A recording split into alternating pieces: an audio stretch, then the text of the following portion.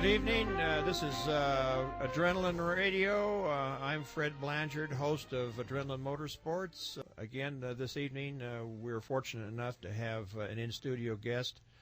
I'll explain a little bit about our guest. His name is Javier Vasquez. Javier also has a hobby in motorsports, and that was one of the reasons that I asked him to come on to the program this evening. And very interesting in regards to off-road racing. So basically, when you were in high school or school at the time that you guys were, basically that was part of your field trip, was it not, to go and watch the beginnings of this thing? Absolutely. That's how we got hooked into it.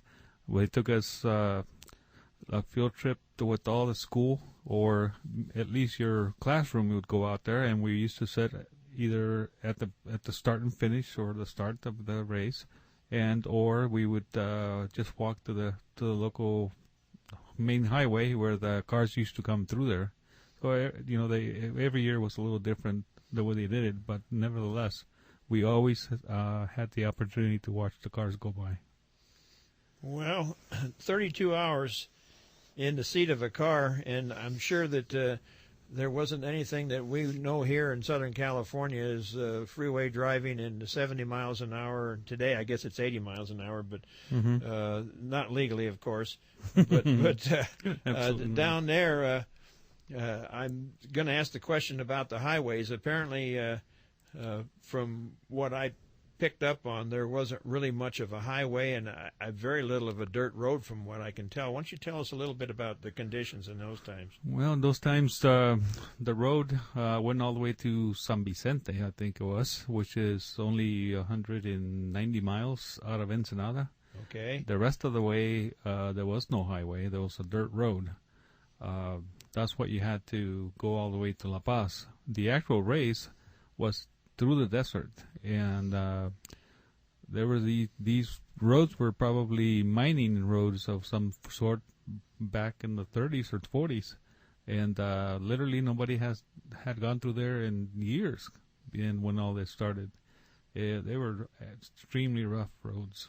How did a race like this? How did they structure it? How did they? Was it everybody just took off in a mad dash, or was it a deal that they were so many, it was incrementally released car per car? How did that work? And then I guess they had to be classes in this type of racing. What kind of a... Absolutely. There was, at the beginning they had different classes. There weren't very many of them, and you were released one at a time. I'm speaking in 1967. 1970, by the time I had an opportunity to race, it was every minute. You told me early on that back in the days when you started in being involved in this type of off-road racing, they didn't have radios, or they didn't have any other devices like GPS. Why don't you tell us a little bit about some of that in the experiences you had having to deal with these type of things, or without these type of things? Kind of bring us up to date with some of that.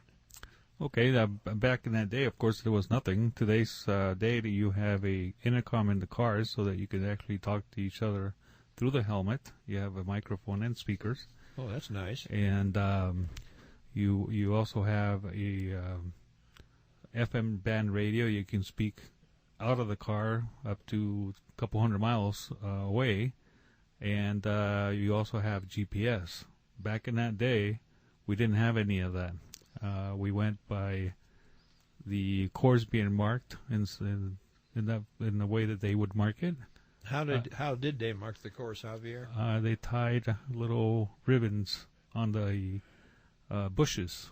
Oh, wonderful! next to the road. They must have been illuminated at night when you were driving down there at 100 miles an hour, huh? Well, we hope for that, but no. We had a little incident. At night, we were running, and we'd been in the car for about 6 hours or so, and we were already tired and all, and we couldn't really find where the course was. You couldn't see those little ribbons in the middle of the night, and so we started following the lights, and we followed the other light that we saw for probably... What kind of light are we looking for? Where did the lights come into play here? Are you talking about the people who were ahead of you in this event? Absolutely, yes. I see, okay. Back in that day, you didn't have a lot of lights like you do today. Now you have 10 or 12 lights on top of your car. Oh. Back then, you had one in the center or two, and that was it. So we see the lights, and they're moving pretty well, so we figured that if we follow the lights, at least we would be following somebody that knew where the course was. Well, and we did this for about an hour and a half or so, and lo and behold, we see a checkpoint. Well, in the checkpoint, you get there, and they write down your number and the time you went through there. And when the gentleman came up to me, to the driver's side, and tells me, "Weren't you through here 2 hours ago, boy?" Very interesting. You follow the lights, huh? Yeah. Ended up lost for 2 hours. Oh, my God. And this is at nighttime, huh? It was at nighttime, Wonderful yes. experience that must have been. Oh, yeah. It was very painful at the time. Now, this is all during the time that you basically lived in Mexico, Javier, or is this... This particular experience was in 1987. Oh. I already lived in the States, and we went to... the Baja 1000 to run it with our new equipment, of course. New equipment, okay. Oh, yeah. Well, that sounded like you were ready to go this time, huh? Oh, we thought we were. Well, you told us a little story about how you were equipped with one of these vehicles. What event was it that you told me about that you had a little incident where all of a sudden you were looking around on how to get out of there? What you told me about they weren't looking for you, or were looking for you, or you were looking for them, and that was a heck of an incident. There was a ravine that we unfortunately got off the track and went into this 200-foot deep, and of course we could not get the car out.